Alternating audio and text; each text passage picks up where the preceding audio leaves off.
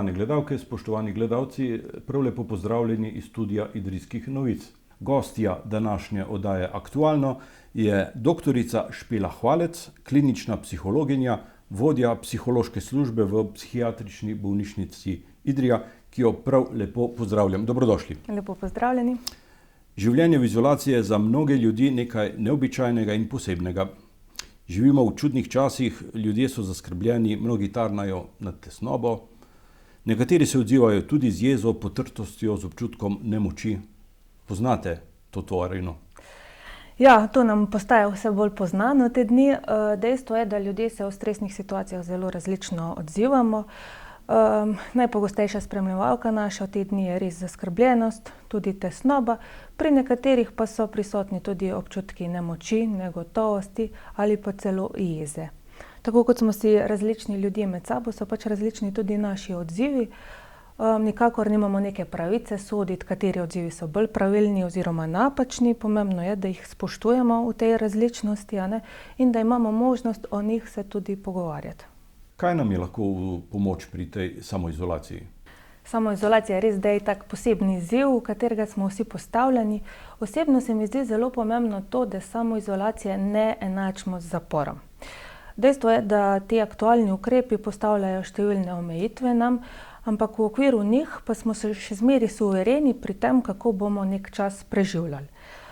Ključno pri tem je, da si načrtujemo in vzpostavimo neko redno dnevno strukturo. Ob tem imamo v mislih to, da vzdržujemo ritem spanja budnosti, da odhajamo spat ob isti uri oziroma vstajamo ob isti uri, kot smo sicer to počeli, da poskrbimo za redno in zdravo prehrano, da se držimo nekih vnaprej določenih obrokov, predvsem pa, da uravnotežimo aktivnosti.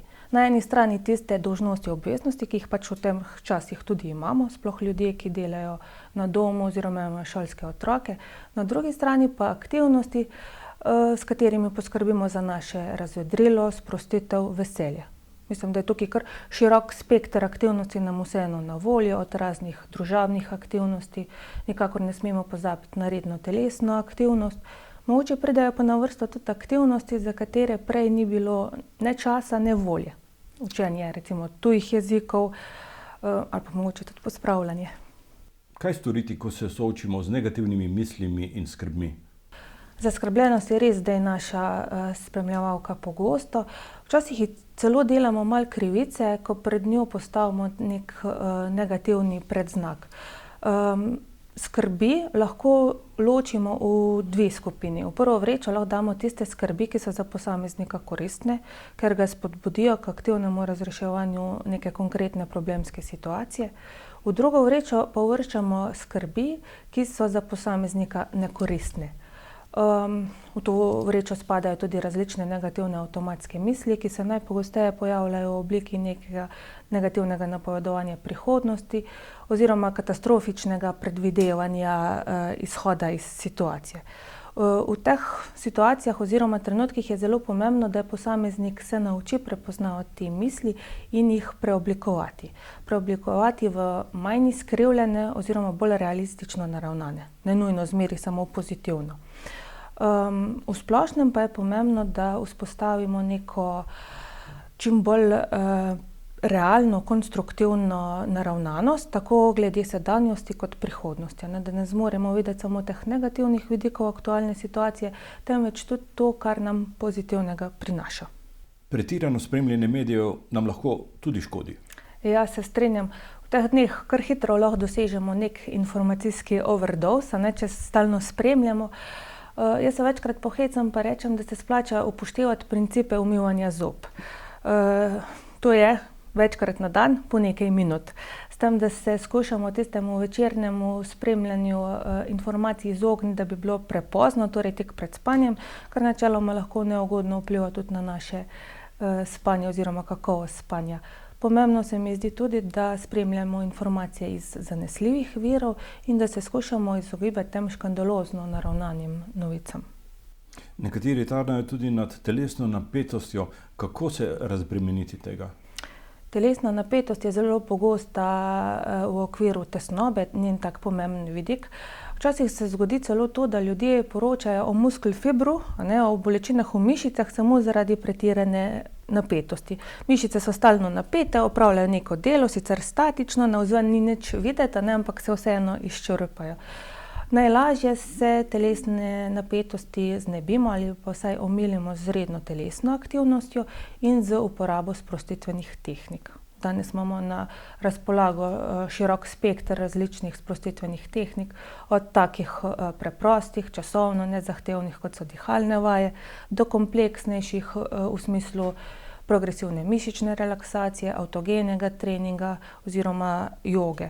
Pomembno je da posameznik najde tiste, ki so mu všeč, ki so zanj primerne in da jih redno izvaja. Šele redna uporaba prinese ustrezen učinek. V številnih družinah v teh dneh prihaja do velikih napetosti. Ja, sobivanje družinskih članov je zdaj kar precejšnji izziv tudi v teh dneh. Dejstvo je, da naš pretekli moderni življenjski stil nam ni omogočal toliko ur skupnega bivanja z družinskimi člani, zdaj pa tega nam na razpolago kar naenkrat ogromno. Tukaj so nam lahko v pomoč taki majhni triki, ki nam olajšajo sobivanje. Na primer načrtovanje nekih skupnih aktivnosti, porazdelitev opravkov, opravil v sklopu gospodinjstva. Splača se organizirati nek varen prostor, v katerega se lahko posameznik zateče, kadar rabi malo miru oziroma tišine. Splača se nam trenirati našo potrpežljivost, se skušati izogibati oziroma vsaj prelagati neke konflikte na mogoče bolj mirnejše obdobje. Kako pa otroci in mladostniki preživljajo ta čas? Ja, tudi otroci in mladostniki so zelo izpostavljeni aktualnemu dogajanju, tudi njihova življenja so, če lahko tako rečem, zelo okužena s trenutnim dogajanjem, zato je treba tudi njim posvetiti nekaj pozornosti. Kot odrasli, kot starši smo dolžni jim ponuditi relevantne informacije, ob tem je pomemben predvsem način, kako jim informacije sporočamo. Ta način mora biti prilagojen tako njihovi starosti, kot tudi razvojni dobi, v kateri so. Kaj storiti, kakšen je vaš nasvet v primeru, ko so te stiske vendarle prehude? Stiska se lahko pri posamezniku stopnjuje do mere, ko si sam ne zna več pomagati. In takrat je verjetno čas, da poišče neko strokovno pomoč. Čeprav zdravstveni sistem zdaj ne deluje tako, kot smo ga vajeni, še zmeraj deluje. Večina zdravstvenih ustanov je ponudila ljudem neke telefonske linije, na katerih strokovnjaki pomagajo ljudem v stiski. V okviru psihiatrične bolnišnice imamo odprti 2 taki liniji. Ena je namenjena prvi psihološki pomoči, druga pa svetovalno-informacijskemu telefonu, ki je namenjen osebam, ki imajo težave z odvisnostjo oziroma njihovim svojcem. Tudi ambulantne dejavnosti še zmeraj tečejo, ne sicer v taki obliki, kot smo jo vajeni, ne v živo, temveč prek telefonskih pogovorov. Psihološko pomoč ponujajo tudi v okviru zdravstvenega doma v Idriji, v okviru Centra za krepitev zdravja. Vse podrobne informacije o delovanju pa so na voljo na spletnih straneh teh ustanov. Bi morali ljudje v tej situaciji bolj paziti na vzdrževanje socialnih stikov? Ja, vsekakor, socialni stiki so za nas, ljudi, izjemno pomembna. Ljudje smo socialna bitja in jih potrebujemo. Res je, da ne morejo potekati v taki obliki, kot smo jih bili vajeni, v živo, na blizu, temveč se je potrebno posluževati različnih socialnih omrežij, različnih programov, aplikacij. Dobro v tem je tudi, da bomo številni posamezniki napredovali v uporabi te sodobne informacijske tehnologije. Pa vendar, da ne zaključiva povsem pesimistično, je mogoče v tej zgodbi najti tudi svetlo plat? Vsekakor. Ob vseh številnih negativnih plateh, predvsem v obliki raznih omejitev, nam aktualna situacija ponuja tudi pozitivne vidike. Če ne drugega, imamo precej več časa, tako zase kot za druge. Mislim, da je smiselno prav te priložnosti izkoristiti in tudi to obdobje bo hitreje minilo. Hvala za pogovor in pojasnila, gospa Špela Hvalec. Vam, spoštovane gledalke in gledalci, pa hvala za pozornost.